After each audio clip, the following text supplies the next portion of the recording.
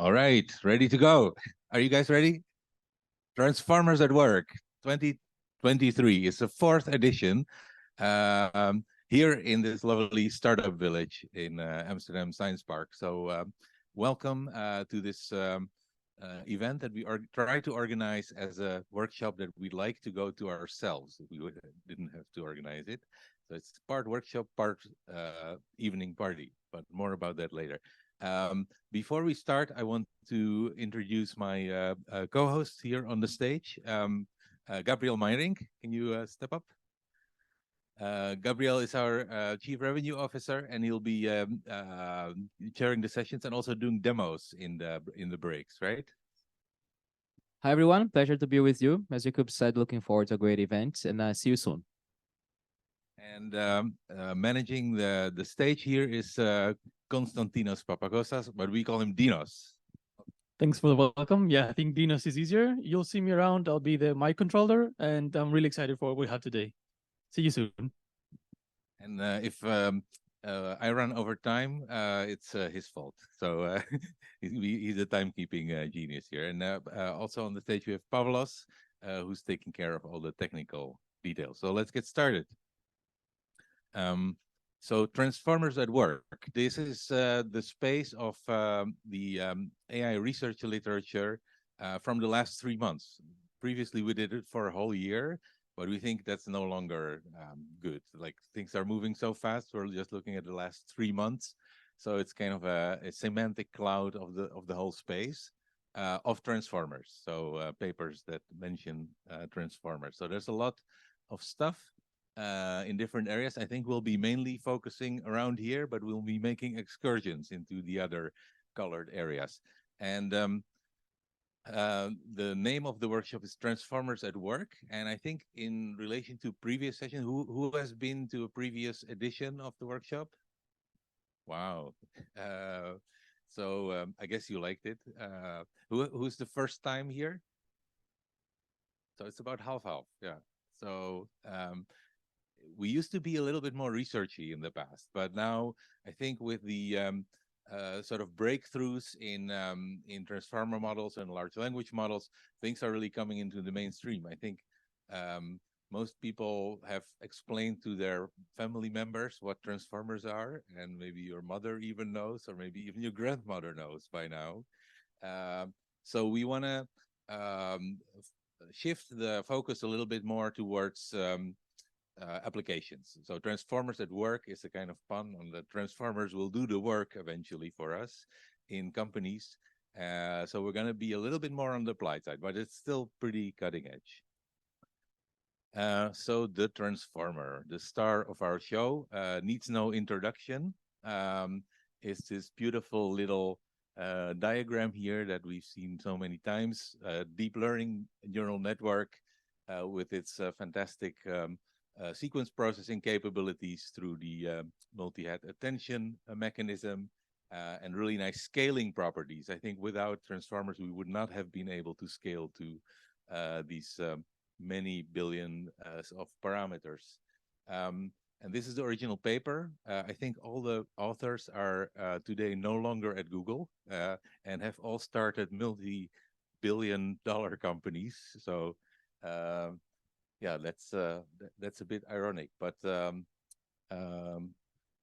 that's where it all came from. And originally invented for sequence processing and natural language processing, translation, and now kind of yeah, branched out into all the other areas. Right, last year we already noticed that even in vision, it's become kind of the workhorse of the modern computer vision researcher, and many other areas, including even reinforcement learning and graph neural networks. So we've plotted out a little bit from our collection of AI research papers how it started and how it's going.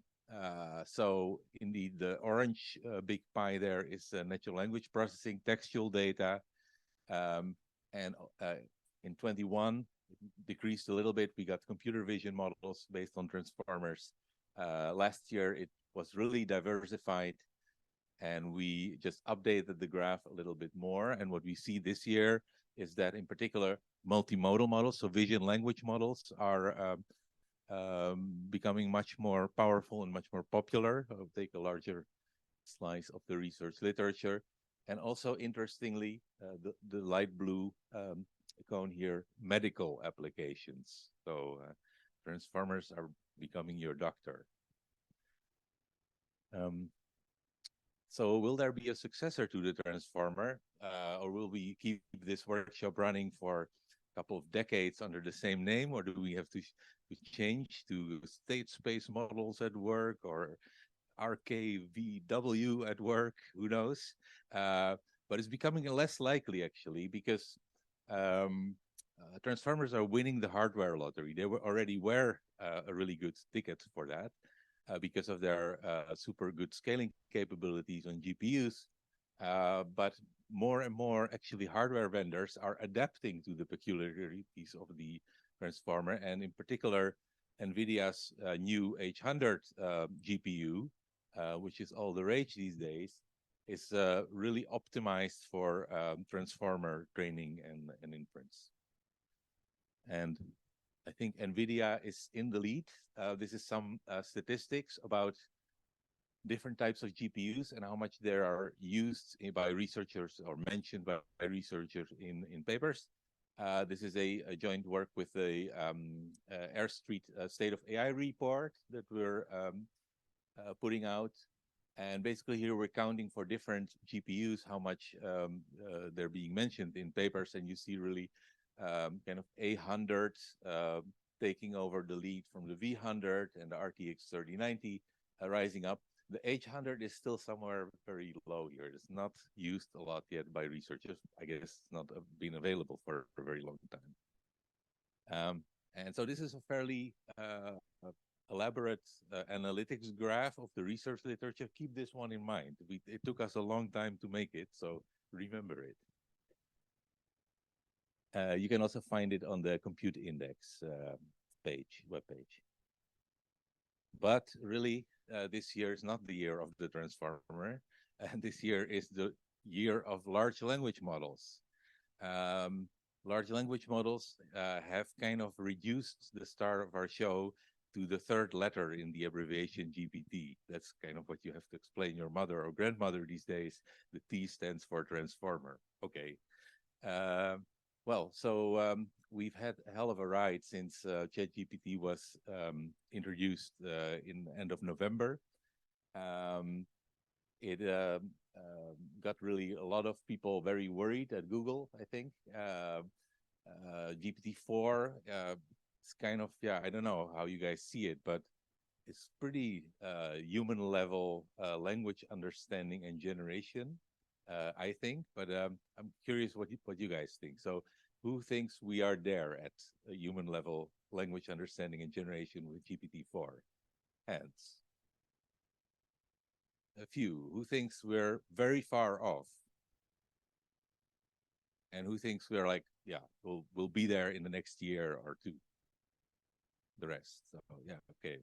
So I'm an optimist.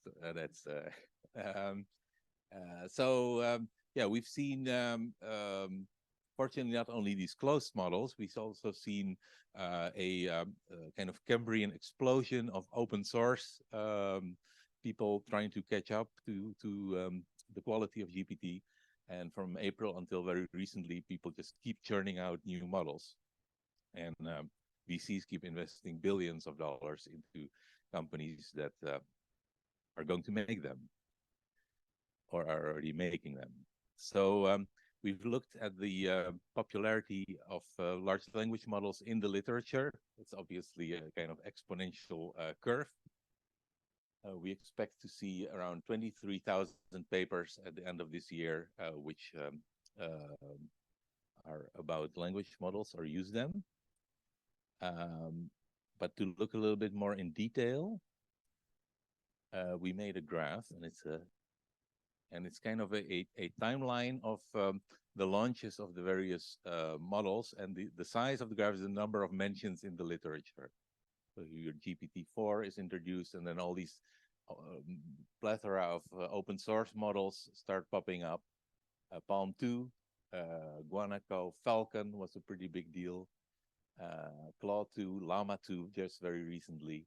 And the most recent one we have is the really big Falcon model.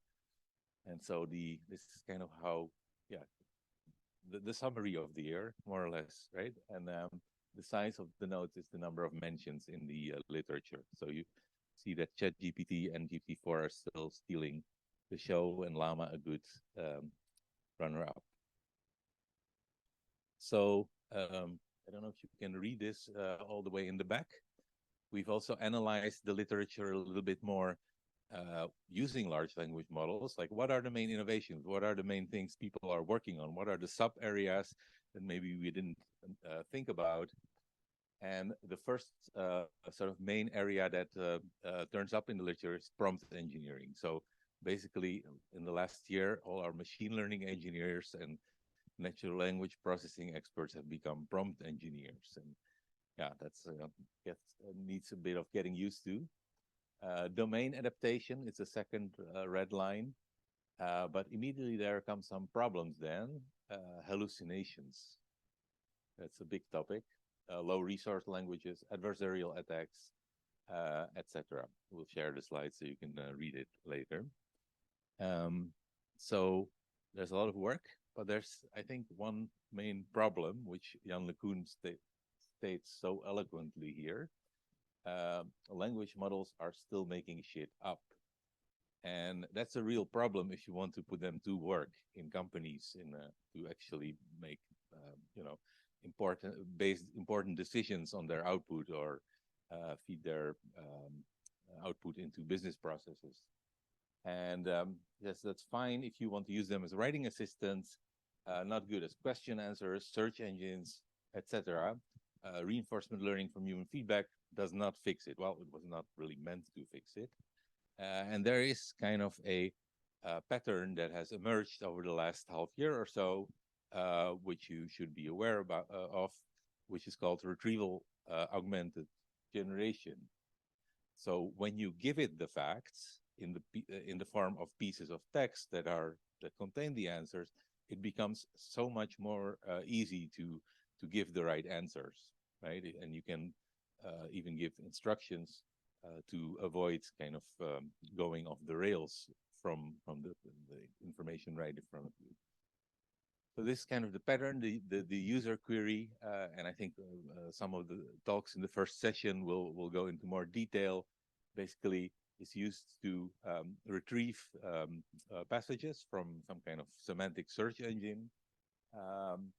Those passages are templated into the prompt, and then the answers become much more factual, and it also becomes easier to make them much more transparent because you can give references to original source material rather than invented references that the large language models are prone to make when they don't have this support. And not only does it improve factuality in terms of transparency, it also enables really large language models to answer questions based on material that they didn't have access to during training, like proprietary company internal material or your own document. So I think Susanne is going to talk a lot about this, and Niels as well. So what we have seen over the last half year is that, okay, this is your guide to less hallucination, but it really puts the emphasis here on the search system, which is good because we're a search company, Zeta Alpha. We like that. If you have a question, you don't necessarily want to retrieve a document which contains that question, but a document which in different words contains the answer to that question. So that's why kind of semantic search is really blossoming. And there are, of course, plenty of how-tos on the internet, how to build a semantic search engine, 2 lines of code. But it turns out that there's quite a lot of tricks, and all the classical things from information retrieval are still important. So without going into details, one of the approaches that we have really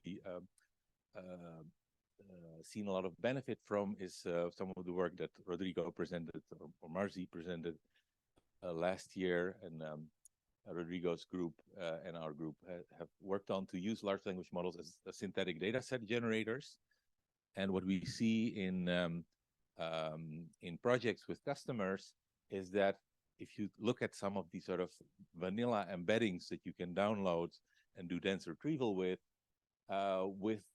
fine-tuning on this kind of synthetic data and adding re-rankers and hybrid searchers on top of that, you can really go from, let's say, precision at 10 from 36 to 83. And that matters a lot when you do retrieval augmented generation. All right, so yeah, not here to promote our platform too much, but we have built this all of this stuff into a scalable and secure platform for enterprise search. And the same platform that many of you have been working with over the last years to discover academic research papers. And it helps us to ingest all these different sources like conferences and archive and make overviews of the trending papers. So these are the trending papers from September. We do this show called Trends in AI. So this was like the mini version. These are the trending papers for the first 2 weeks of September. We'll put them on our website later. All right, so the same problem is in companies when you have these dozens of different applications where your information lives. So we've been pretty busy connecting a lot of those. And I just want to share one small anecdote that we had while building a new feature that you will understand in a minute. We were wondering how can you get coordinates inside a PDF in the package that we use. And we were just about to start on a research spike in a Scrum sprint to figure that out.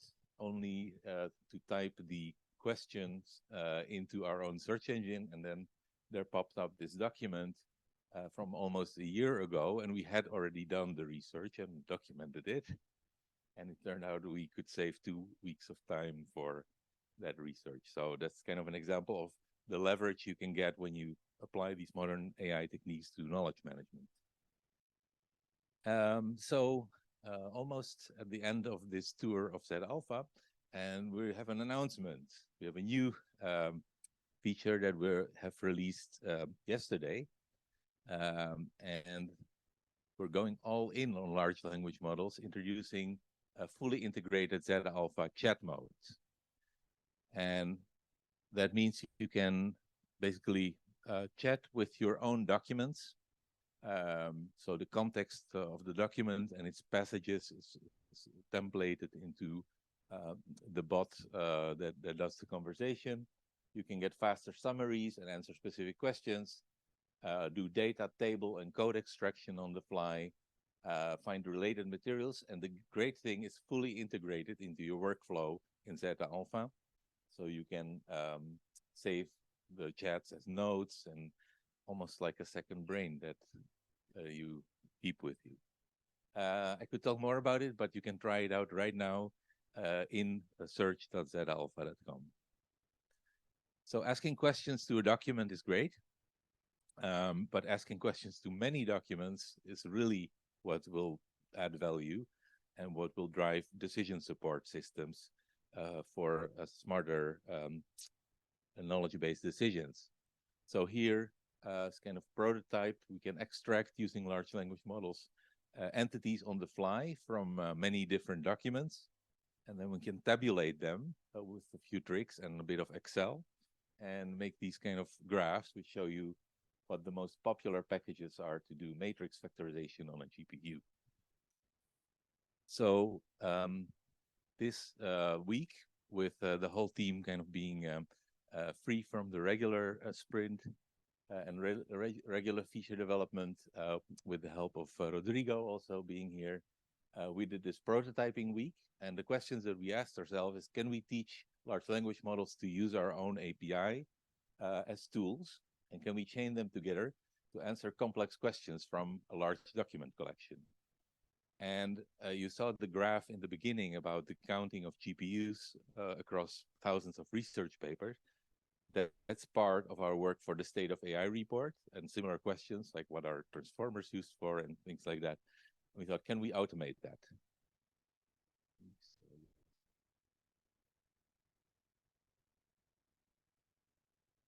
So basically, well, Fernando is going to give a demo. He's back there in the break. But basically, we've made the chat create code and use our tools in the background and basically go step by step and plan out agents type of work, the work that's needed.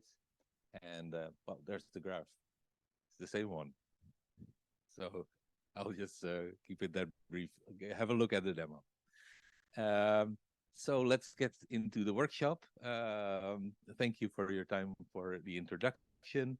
We have a lot of super exciting talks on the program. It's kind of a workshop with only keynotes. And the opening keynote is going to be from Suzanne. So please come on the stage.